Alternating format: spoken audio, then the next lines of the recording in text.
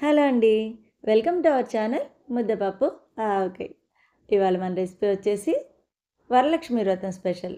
అమ్మవారికి ఎంతో ఇష్టమైన ప్రసాదం పూర్ణం బూరెలండి. ఈ పూర్ణం బూరెలు ఎలా చేయాలో పక్కా కొలతలతో చెప్పానండి. జాగ్రత్తగా చూడండి. ఈ బూరెలు అంత ఈజీగా అయితే రావండి. ఎందుకంటే కరెక్ట్‌గా కొలతలు మనం వేయలేదు అంటే గనక ఇవి నూనెలో వేయగానే విచ్చికిపోయి నూనంతా ఖరాబ్ అయిపోయి చాలా సతాయిస్తుంది పిండి వంట. కాబట్టి నేను ఎలా చెప్పానో కొలతలతో యాజ్ ఇట్ ఈజ్‌గా చేయండి. ఫస్ట్ టైం చేసే వాళ్ళకి కూడా చాలా పెర్ఫెక్ట్‌గా చక్కగా వస్తాయి. ఇది ఎలా చేయాలో ఏంటో చూసేద్దాం రండి. ఒక గిన్నెలో ఒక 2 కప్పులు బియ్యం వేసుకోండి. అలాగే అదే కప్పుతో ఒక కప్పు మినపప్పును కూడా వేసుకోండి. వేసుకొని ఇవి శుభ్రంగా కడిగేసేసుకుని నీళ్లు పోసి ఒక 3 అవర్స్ నానబెట్టుకోండి. ఇవి నానబెట్టుకున్నప్పుడే ఒక కప్పు శనగపప్పును కూడా శుభ్రంగా కడిగేసి నీళ్ళల్లో వేసి నానబెట్టుకోండి. ఒక 3 అవర్స్ అలా వదిలేశాక పప్పు బియ్యం నానిపోయాయి కదా, వీటిని చక్కగా శుభ్రంగా కడిగేసేసుకుని మిక్సీ గిన్నెలోకి తీసుకుని చక్కగా మెత్తగా మిక్సీ పట్టేసేయండి. ఏమాత్రం బరకగా ఉండకుండా చక్కగా మెత్తగా పట్టేసేసుకోండి. చూసారుగా పిండి ఇలా ఉండాలన్నమాట. ఇంతకన్నా జారినా బాగోదండి, మరీ గట్టిగా ఉన్న బూరెలు బాగోవు. ఇందులో కొంచెం సాల్ట్ కూడా వేసుకోండి. మొత్తం అంతా కదిపేసేసి మూత పెట్టి ఒక పక్కన పెట్టేసేసుకోండి. అలాగే ఇందాక శనగపప్పు నానబెట్టి ఉంచుకున్నాం కదా, దాన్ని కూడా శుభ్రంగా కడిగేసేసుకుని కుక్కర్లో వేసేసుకుని ఒక 3 విజిల్స్ వచ్చే వరకు శుభ్రంగా దాన్ని ఉడికించేసేసుకోండి. కుక్కర్ మూత తీసి ఎలా ఉందో ఒక్కసారి చూసేద్దాం రండి. చూసారుగా చక్కగా పప్పు ఎంత బాగా ఉడికిందో. అలా ఉడికితే కరెక్ట్ పదునుగా వచ్చినట్టు లెక్క అనమాట. ఇప్పుడు దాన్ని స్ట్రైనర్లో వేసేసి వడగొట్టేసేసుకోండి. ఈ వడగొట్టాక అడుగున నీళ్ళు ఉంటాయి కదా, ఈ నీళ్ళు కూడా మనకి ఎంతో ఉపయోగపడతాయండి. కట్టుచారు అని మన ఛానల్లోనే రెసిపీ ఉంది. దాన్ని చూసి ఆ నీళ్ళతో చారు ఎలా పెట్టాలో కూడా ట్రై చేయండి. ఒక కప్పు పప్పుకి ఒక కప్పు బెల్లాన్ని వేసుకోండి.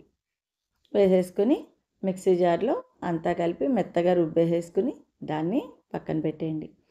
పొయ్యి మీద కడాయి పెట్టుకుని బూరెలు 2 రోజులు నిల్వ ఉండాలన్నా, నూనెలో వేస్తే ఖరాబ్ అవ్వకుండా ఉండి బాగా కుదరాలి అన్నా కానీ పెనం మీద పూర్ణాన్ని ఒక్కసారి మళ్ళీ పాకం పట్టుకుంటే బాగా వస్తాయన్నమాట. పూర్ణం అంతటిని వేసేసుకుని అలాగే సిమ్లో పెట్టి కదుపుతూనే ఉండండి. కదపడం అస్సలు ఆపకండి, అడుగున అడుగంటితే మాడు వాసన వస్తుంది. కాబట్టి చక్కగా అలా ఒక 10 నిమిషాలు కలపండి.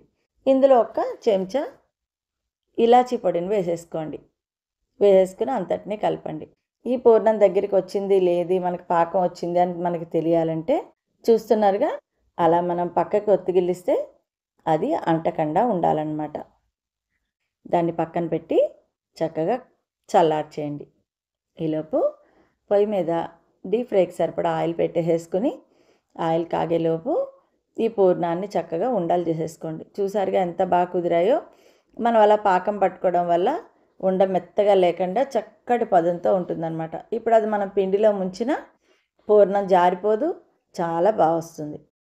నూనె కాగాక ఈ పూర్ణాన్ని పిండిలో ముంచుకుని అలా చెంచాతో వేసుకోండి.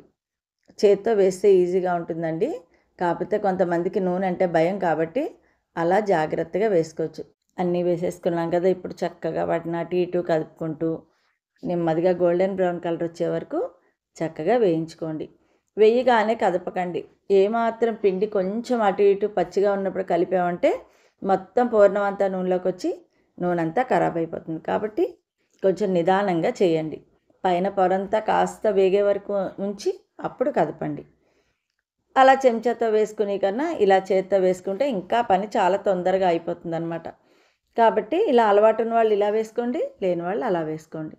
అలాగే అన్ని బూరెలు కూడా ఒకదాని తర్వాత ఒకటి నూనెలో వేసేసుకొని చక్కగా వేయించేసేసుకొని పళ్ళెంలోకి తీసేసుకొని అందులో కాస్త పేరిన నెయ్యి వేసుకుని తింటుంటే చాలా బాగుంటుంది. ఎలా ఉన్నాయో ఒకసారి టేస్ట్ చేసి మీకు నచ్చిందా లేదా అనేది మాత్రం మాకు ఖచ్చితంగా తెలియచేయండి.